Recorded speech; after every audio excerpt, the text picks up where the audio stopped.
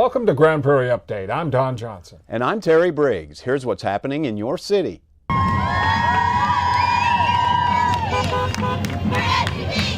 The downtown area was alive with the sounds of the city's 27th annual Cinco De Mayo celebration on the first Saturday in May.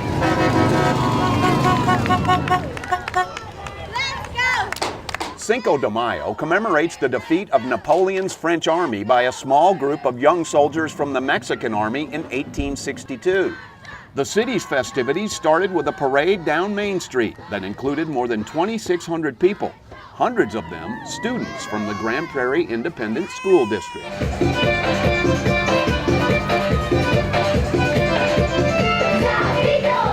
Once the parade ended, the celebration at City Hall Plaza began. It was an all-day affair full of entertainment. And as always, there was plenty of food, drinks, games, and exhibits.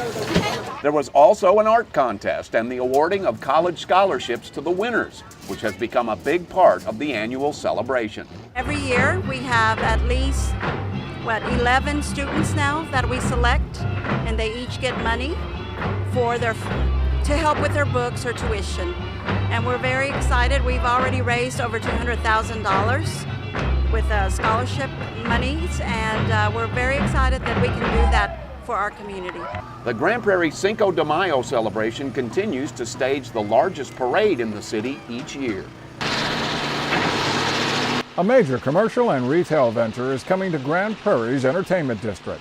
The Wildlife Commerce Business Park is being built on 220 acres near the city's thoroughbred racetrack. 2, 3. Planners say the site will need massive excavation to raise it above the existing floodplain.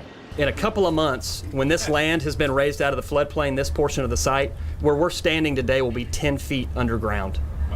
Wow. And there are portions of the site even shallower than that, where it will take 15 feet of fill to get them out of the floodplain. The new business park is located on the old site of the International Wildlife Park, which closed in the 1990s. City officials say they're happy to see the long dormant property is finally going to be developed. What's important about this Wildlife Commerce Business Park, those of us that live in Grand Prairie know we're pretty darn flat. That's why we're called Grand Prairie, and because of that, we have a lot of floodplain area. And 200 acres here that was undevelopable.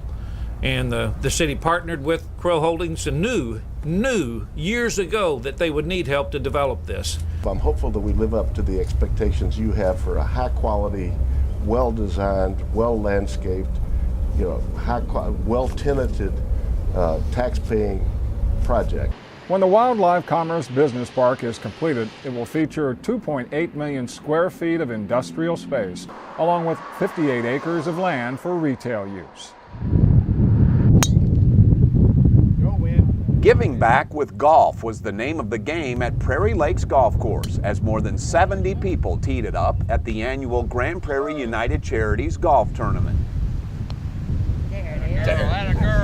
The event benefits the organization that has been providing emergency assistance to families in need of food, shelter, medicine, and much more for nearly 60 years in Grand Prairie. Through entry fees and sponsorships, the 18-hole scramble continues to be a fun way for the charity to raise thousands of dollars every year.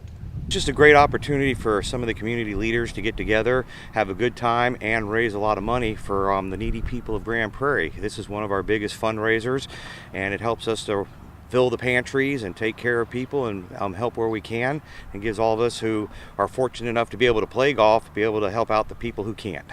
For information about Grand Prairie United Charities, you can log on to gpuc.org or call 972-262-2014. Grand Prairie voters go to the polls on May 10th to decide 3 city council races and a sales tax referendum.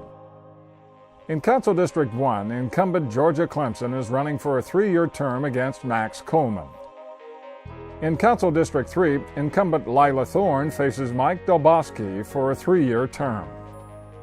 In Council District 7 at large, incumbent Jeff Copeland squares off against R.J. Delana for a 3-year term.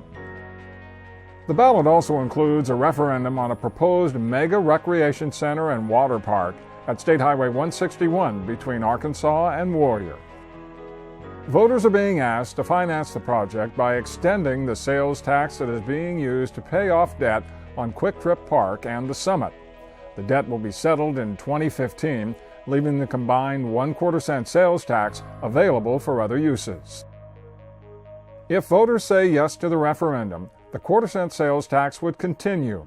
The city's overall sales tax would stay the same, and the project would go forward, opening sometime in 2017. If voters say no to the referendum, the 1/4 cent sales tax would expire when the debt is paid. The city's sales tax would be reduced by 1/4 cent, and the project would be scrapped. Early voting starts April 28th and continues through May 6th. On May 10th, the polls are open from 7 a.m. until 7 p.m. For more information, go to the city's website or contact the city secretary's office. That's it for this edition of Grand Prairie Update. Hope you'll join us again next time.